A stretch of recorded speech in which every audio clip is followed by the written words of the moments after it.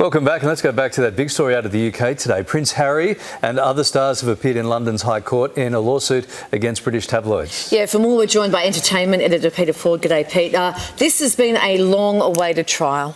It has been, and it's going to go on for a long while, possibly 9 weeks. So even on day one, we had a lot of accusations that were aired. We had a lot of names from the world of journalism in the UK that were dropped, including Victoria Newton, who's the editor of the Sun newspaper, Rebecca English, who was and still is the royal editor for the Daily Mail. Accusations made about what they did when they were in positions of power, where they employed private investigators. And I think this is where it will get really interesting in the weeks to come, whether those private investigators were told or instructed or encouraged in any way to break the law, or whether indeed they just were given the information by the private investigators and never actually said to them, how did you get that? How did you get that recording of that phone call and that conversation? And if they didn't do that, you know, it's very hard to believe you wouldn't at some point ask those sort of questions. But this is what it's going to come down to. So Prince Harry was there for day one. Other star power who are also involved in this case. Liz Hurley was there,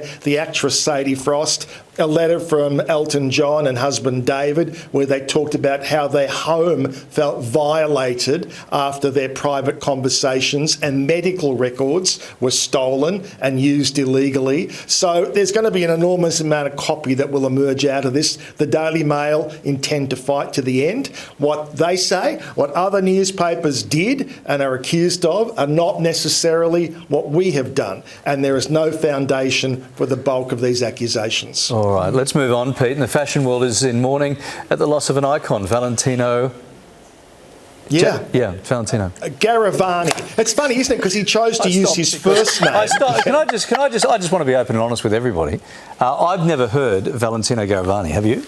Well, you no, because you think of Valentino. Well, but I said Valentino. It'd be like saying, I don't have to say Kylie Minogue. I can just say Kylie. That's like Valentino. Right, yeah. No one's ever heard. Am I right? I'm right. You are right. But it is interesting that he chose his first name to use. I could have rounded that out a bit better. Yeah. It could have equally been, you know, the House of Garavani. Exactly. It would have sounded equally glamorous. But he didn't. It was Valentino, 93 years old. And it really is also very much the end of an era, because it's the end of those great names that created the fashion houses of Rome and Milan and Paris, you know, like Yves Saint Laurent, Armani, Versace. Ralph Lauren is still going. He's in that same vintage, but he's American, of course. But of the European houses, that's the end of that generation. Trained by his aunt, I think his main thing was just those stunning dresses for the red carpets.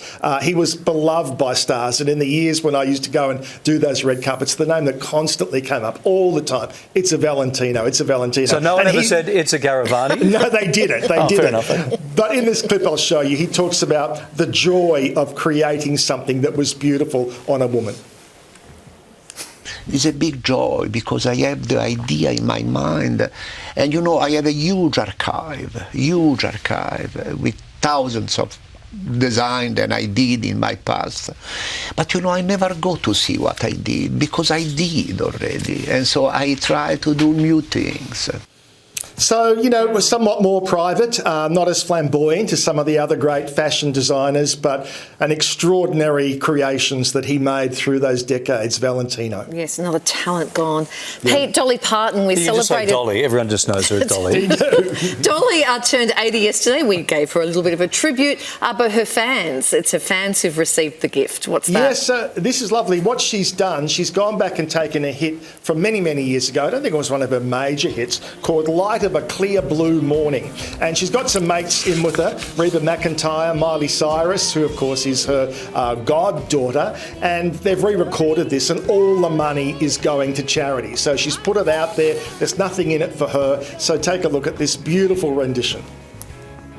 I can see the light of a clear blue morning. I can see the light of a brand new day. I can see the light of a clear blue morning. Everything's gonna be alright. It's gonna be okay. So Light of a Clear Blue Morning. Do yourself a favour and try and check it out. And as I say, typical Dolly style, it's to benefit other people. Do we see Miley? Was Miley there or not? Miley wasn't our little grab there, but she is part of it, She's absolutely. right, Yeah. beautiful. Yeah. Thank you. Yeah, she was in there. Yeah, I thought I just couldn't see that far. Yeah. Thank you, Pete. Thank you. I needed the light of a clear blue morning to see that a little bit better.